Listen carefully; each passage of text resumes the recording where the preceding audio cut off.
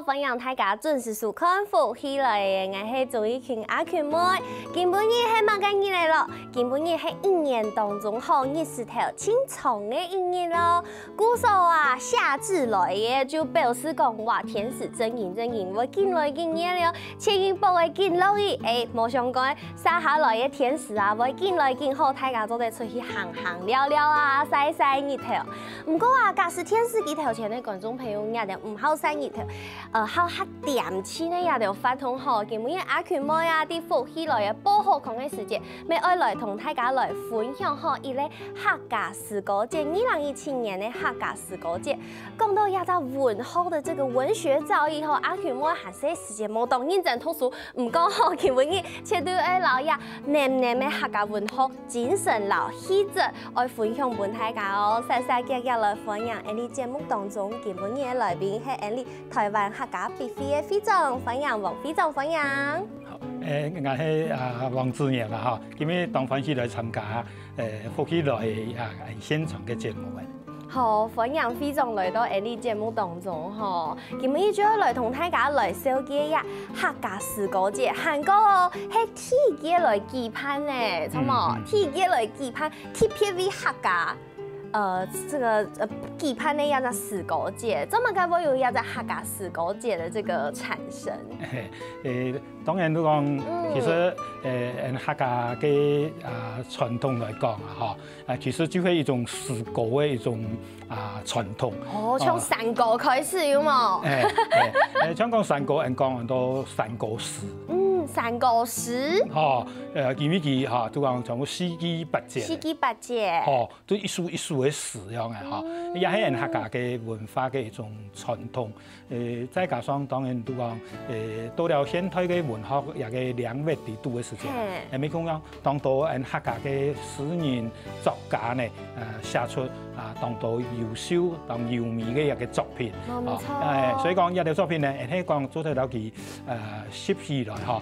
另外一方面嚟講，要嚟拍一個發通嘅方式呢，嚟做一個展演嚇，嚟做一個表現，嚟做一個表演嘅時間呢，當然都係一個當精彩嘅一個演出嘅一個發通。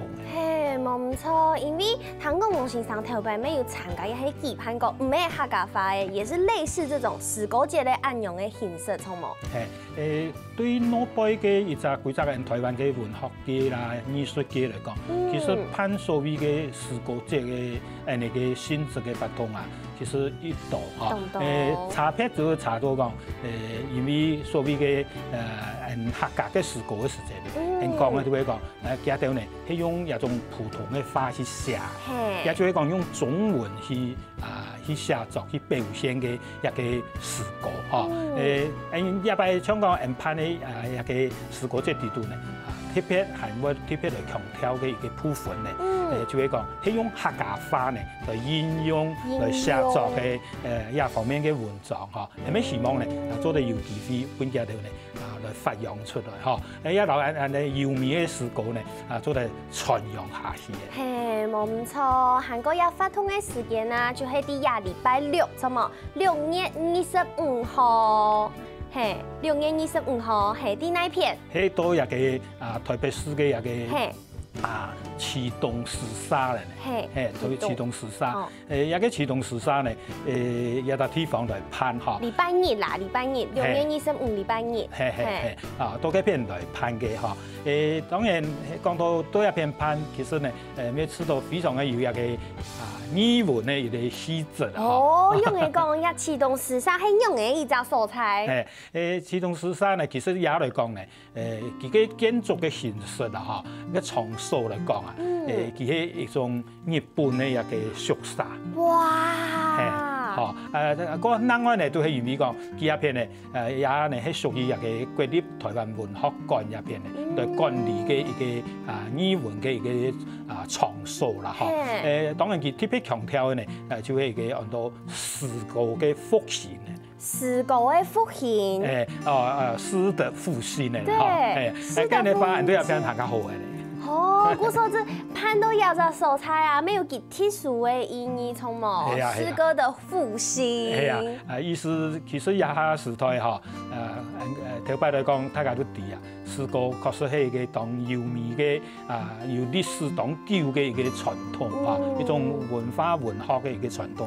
但係對於一下現代嘅社會來講咧，也人看到咧，基本上屬於一種表現性咧，也就意思嚟講，有人看到嘅點都較多係散文啦，散文啦，也講一種小說嘅嘅表現方式。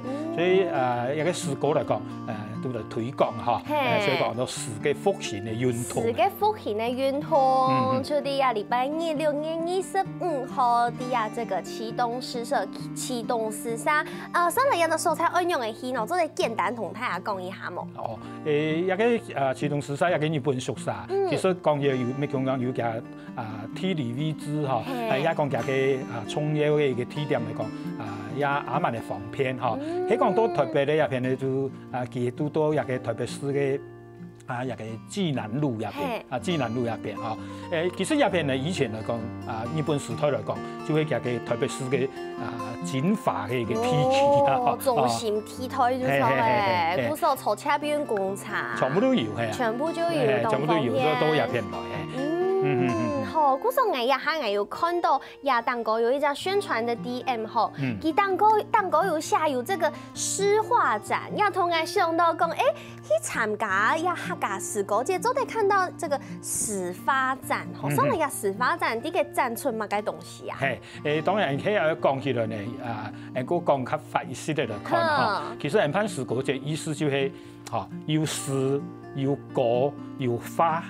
哦，詩歌還有花。係啊，以前啲人大家都知啊，講話咯，詩中有花，花中有詩啊。當然係咩希望做得呈現呢個一個一方面嘅一個表現嘅一條作品啊，嚇，做得嚟狀態會出來。咁另外一方面，當然也本當到客家嘅詩人嚇，文人咧，咩有嘅一個花香。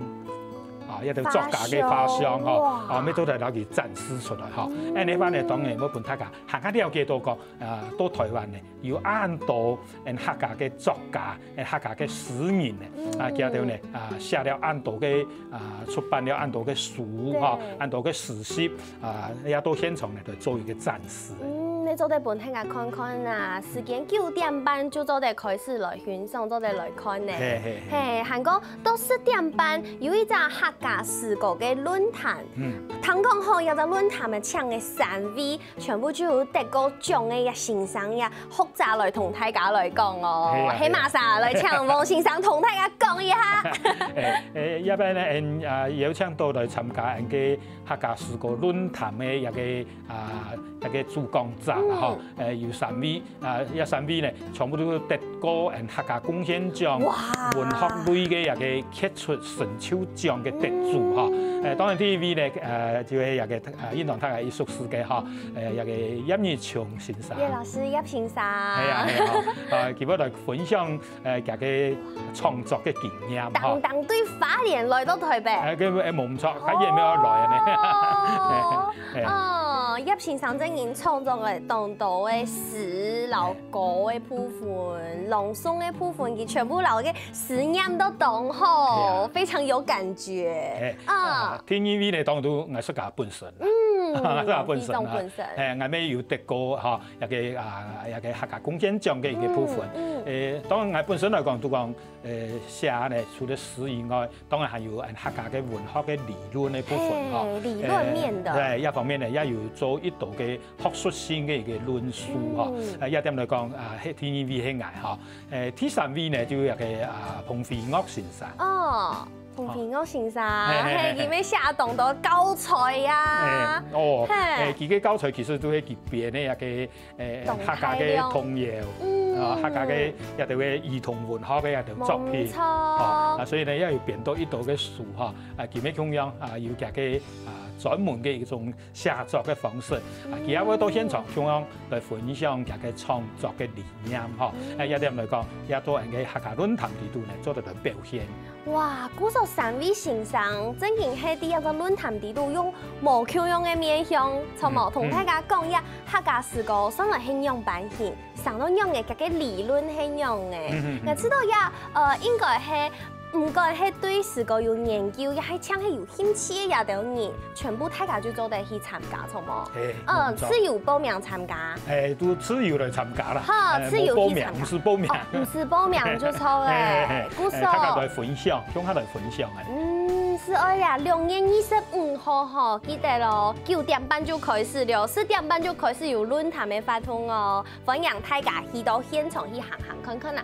其實啦，2017嘅客家詩歌節啦，係天然舉辦，除咗要加下演講嘅很多東西以外，其實還有很多嘅內容，我要同大家來分享。唔過，先休息一下，等下再嗰陣來哦。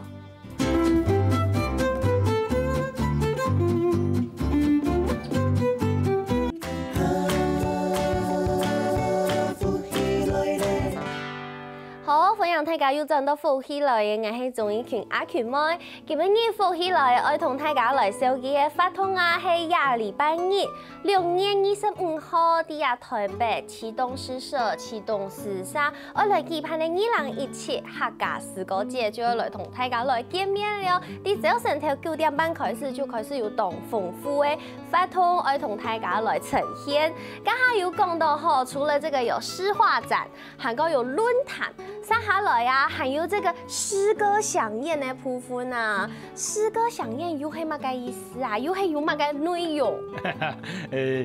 當然講好多詩歌饗宴，其實也咁樣啦嗬，係用一個華語來講嘅。其實意思就係講饗宴嘅意思就講一個宴席樣嘅嗬，我擺出一個澎湃嘅一個節目吧嗬，同大家向下來分享嘅。澎湃嘅節目有哪條澎湃嘅節目啊？佢們都想愛啲呢？當然一個節目嘅內容來看啦嗬，目前呢就安排了譬如講要客家話嘅短劇嘅表演。短劇嘅表演，哦，用客家話嚟做一個15分鐘嘅一個短劇嚇。但係一個短劇呢，其實佢最大嘅一個特色呢，就係講老人客家山歌、老人客家嘅歌謠呢，融合到地度。哇！當天片呢，唐講係唱這個鐘老師鐘延秀先生。哇！來自頭誒。佢來自頭嘅一個學生嘅嚇，當然也係習字嘅一個學術協會嚇，佢哋呢來向下來擔任嘅一共有20場呢，來演出嘅一個節目嘅一個內容。15分鐘嘅一短劇，我用20場人來演出。大班啊！這個卡司好強大哦！我哋也要準備啦，嗬，要訓練嚇，化妝啊，嘛，全部都要做。當然，咩希望講客家嘅一個短劇嘅表演，嗬，咩咁樣做得呈現一個特色。另一方面嚟講，咩做得多多嘅應用，嚇，嚟應用人客家語言文學嚟做一個表現。知道用有短劇嘅方式啦，做得老一棟到客家嘅元素全部攝合起來，包括講唱歌嘅啊、講法啊，棟到客家嘅俚語啊，也有師傅話，全部都做得做一隻短劇，對不對？冇錯，係啊，表現得當好。因為戲劇啊，佢本身都係一種綜合性嘅一個藝術啊，所以講戲劇咪係文學嘅一種。哦，戲劇咪係文學一種，因為它本來就是劇本文本出來的。哦，除咗一短劇以外啊，唐講還有一詩歌嘅這個用音咩唱原創用嘅，錯冇？一個音嘅部分咧，我先介紹佢哋就講嗱，我要吹嚇，係一個有一個台北市嘅上國民小學嘅學生嘅小朋友啊嚇，來念來朗誦一首客語嘅詩歌。哦，啱聽，個小朋友來朗誦來念。係啊嚇。係咩講講？係咩看得出4年嚟咩講講？佢咩做得透過客家話嘅學習再加上講對文學嘅一個人哋嘅一個興趣啊嚇，佢咩做得來表演出一個當神氣嚇，你講嘅實實創創咁嘅咧實實創創。係人哋嘅一個詩歌嘅一個音色。哦，做得來看看啊，上嚟4年嚟教導唱出來、念出來來嘅客家詩歌，有乜嘅冇佢用，有乜嘅新嘅感覺，同冇？係啊係啊。嚇，韓國講到一篇歌嘅咩當重要啊，咩要歌嘅演唱，同冇？在歌嘅演唱嘅部分來講，嚇，我當然寫好多客謠一個演唱啦，嗬。其實一般呢就請一個李桂生先生啊，嗬，帶定一個吉他來，嗬，我帶定一個吉他呢，我來自彈自唱嘅，哇塞！呢個方式呢來做一個表演，嗬。也希望講同樣創作嘅歌呢，所以我睇一開始我就講過，詩歌者呢，要詩又要歌，嚇，要花呢，佢真係綜合性嘅一個法通啊嘅意思。詩老歌老花，嗬，大家聽睇看睇欣賞睇這個很文藝氣息非常飽滿的這個詩歌饗宴，以後啊，接下來就可以來填飽肚子啊，因為接下來還有客家美食的經典，客家美食的經典有乜嘅內容咯？當然台灣呢度詩人作家呢，嗬，想講再個補充介紹下，還有呢度客家嘅詩人，嗬，會到現場，包括聽佢講嘅任義祥先生，嗬，還有一個江源小子，嗬，還有一個黃顯波先生，還有好多位人嘅一啲詩人呢，佢會用朗誦嘅方式來演自家嘅作品。哦，我知道詩人演佢嘅自家嘅作品都特別有感覺呢。係啊，其實佢內容主題咩咁樣有啲呢來懷念自家嘅阿妹，因為母親節咪當歌庭嘅，有啲呢寫阿妹嘅懷念，有啲呢寫自家家鄉嘅感情，有啲呢寫自家嘅生活嘅一個對土地當歌嘅，當當然嘅喜怒哀樂啊，嗬，咩希望講哪一條東西呢？做在家庭用客家話來做詩歌朗誦嘅時間呢，來演出來，表現出來。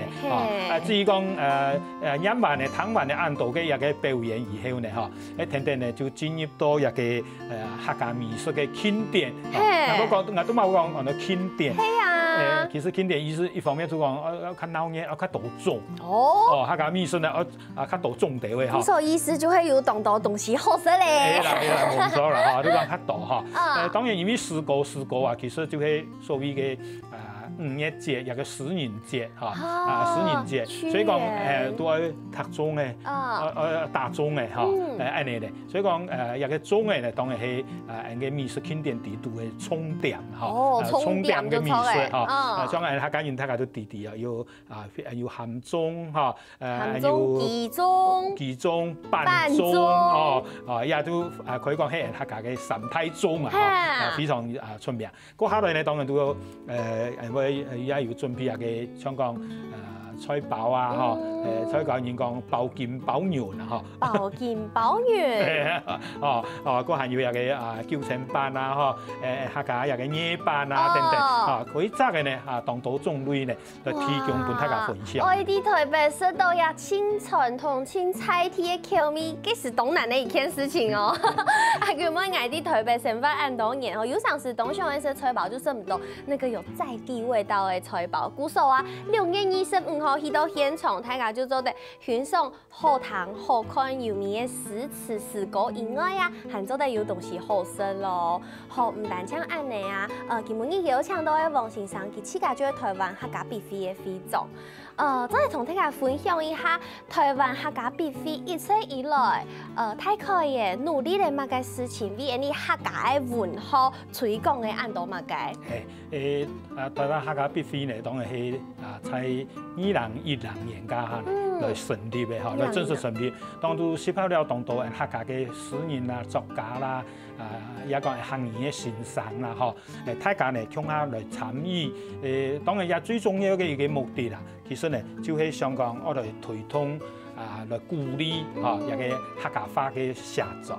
鼓勵客家話嘅寫作，唔但請我同大家講，要當到客家嘅文學，行去鼓勵大家來寫作。冇錯，一啲都當然最重要一點就係講，發揚客家文學文化嘅傳統。另外一方面咧，也鼓勵用現代嘅客家話嘅語言咧來從事文學嘅一個寫作，一個寫作。咁你翻嚟當做得到自家嘅客家嘅文化、客家嘅歷史啊，也講當到自家家鄉人老土地之間嘅感情咧，來做一個記錄也做得做一個發表。所以講希望我哋成立以後呢，就當重要嘅任務呢，就開始來出版來發行了有一本文學客家嘅一個刊物。文學客家嘅刊物，聽講吼，也當 TPL 咯，係全世界頭一本用客家文學來發行嘅這個期刊刊物，對不對？冇錯，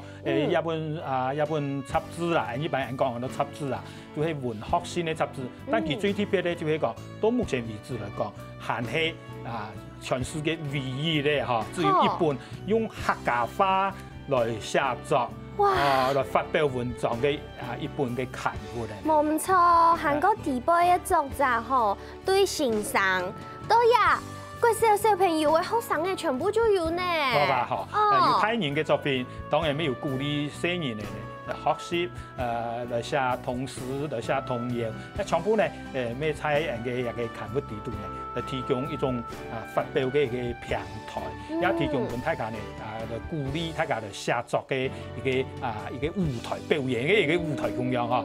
安尼話呢，咩希望講客家話唔係單單做得講。做得唱，咩做得寫，咩做得寫，一定係因為係台灣客家必須嚟成立最主要嘅一個目的啦。冇唔錯，我想可能當多人知道呀，詩歌文學同自家生活有一些咧有一點點遙遠，有一點點距離。不過其實唔會有，喺今日節目當中，王飛總係要當到愛同大家來分享，先休息一下，等下再嗰陣來。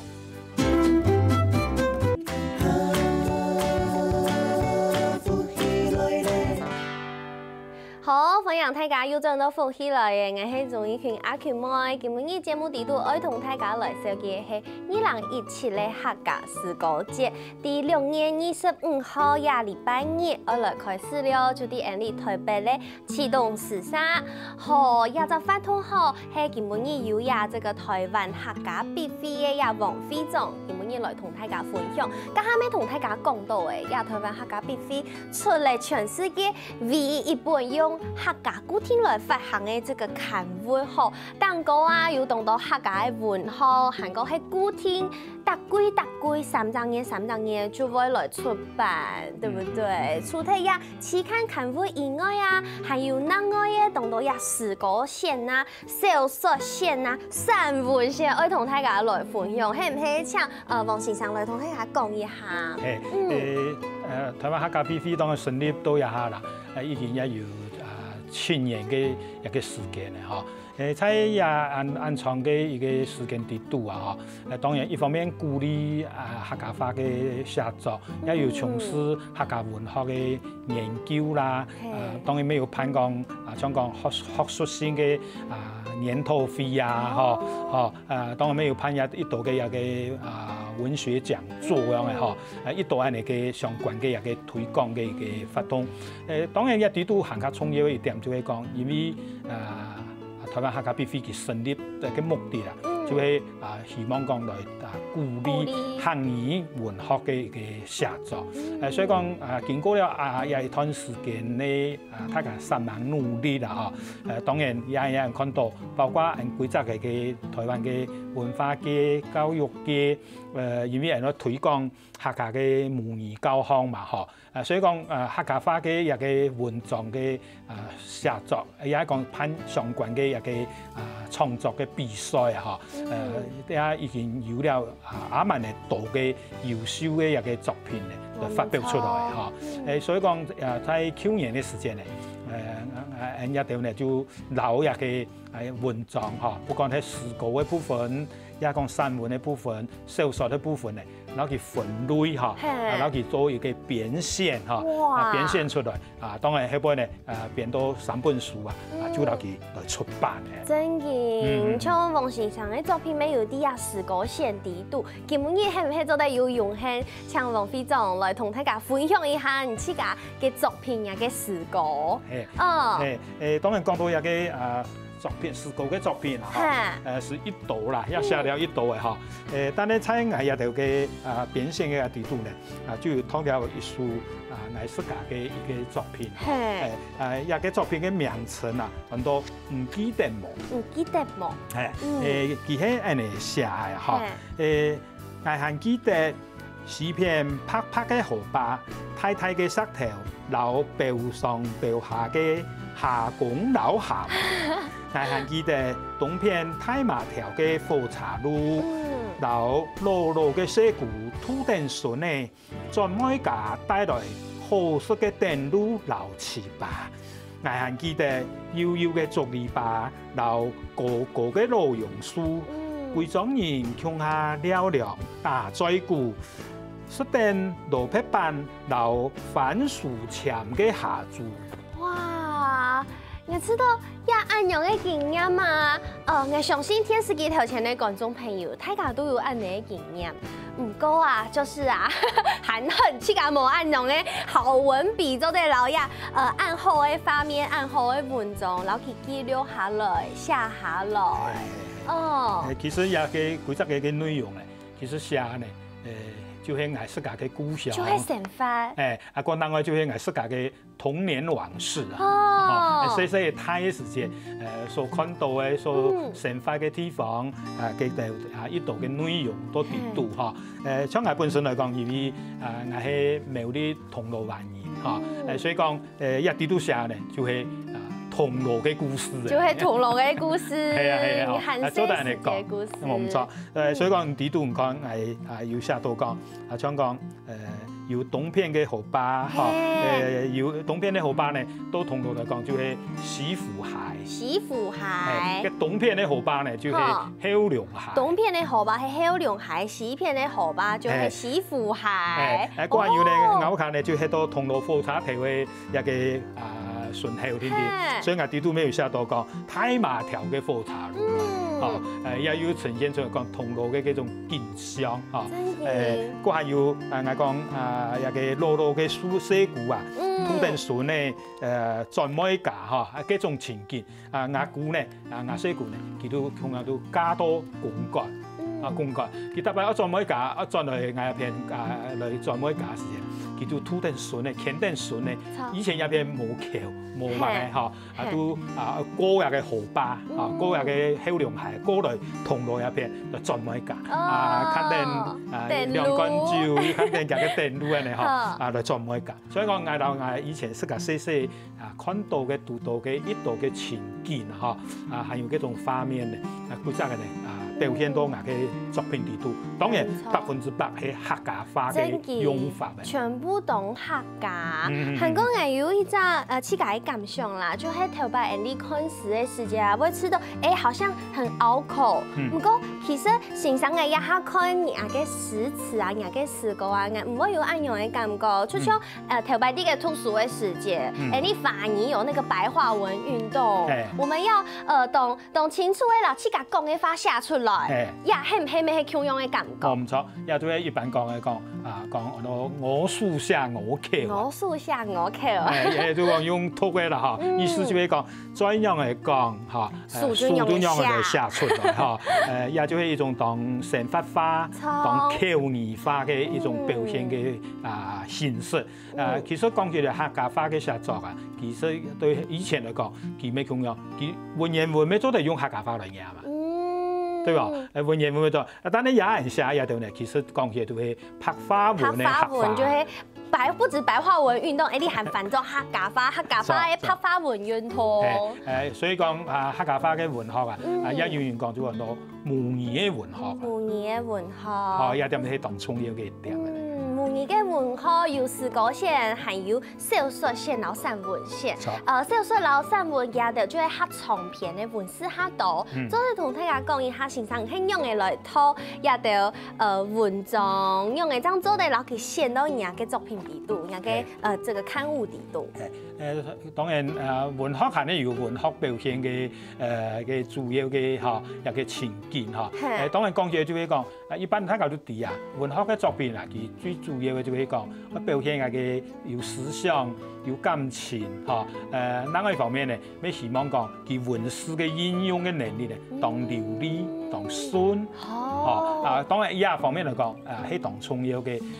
所以在選讀一條嘅文學作品嘅時間咧，當重要嘅一點就會希望講，文學嘅表現一天咧，我有辦法留喺台灣自家嘅土地，留喺自家嘅鄉親嘅生活一個社會嘅面向為啥嘅呢？做得結合起來咁呢番呢，做得呈現人嘅心聲表現人嘅心聲。另一方面呢，也做得提出一道嘅文學家、作家對人世間嘅各種情形嘅想聽下意思講喜怒哀樂有啲地方當歡喜，但有啲地方呢，係咪上嘢咩？實在係鬧不當劇當咩搖有啲咩都當悲傷咧，當悲哀咧全部都有啦。也係人之嘅固定嘅感情，就係人嚟嘅。所以講文學家佢當重要嘅一個作用，就係希望講做嚟記錄描寫出一條嘅東西，也希望提供一條嘅作品，讓人重拾到客家人嘅文化同歷史。係，尤其係老一客家寫到文章地度，唔講係小說、散文，也係詩歌也到。古時候做得親密在個門線上，而現也到按到嘅文章，有遇到乜嘅困難冇？目前嚟講雖然講人看得出講都攞杯，因為人家講幾老實話其實客家話嘅寫作嘅文章發表嘅地方。當時當然大家都知嘅看得出也一般嘅新聞媒體就係反映下到報紙一定會嚟看到好嘅客家話各種嘅出版嘅東西，不管係唱片也係講 CD， 甚至人講一個文學嘅作品嚟看，實在做得呢來推出甚至有人願意講攞嚟出版嘅實在是。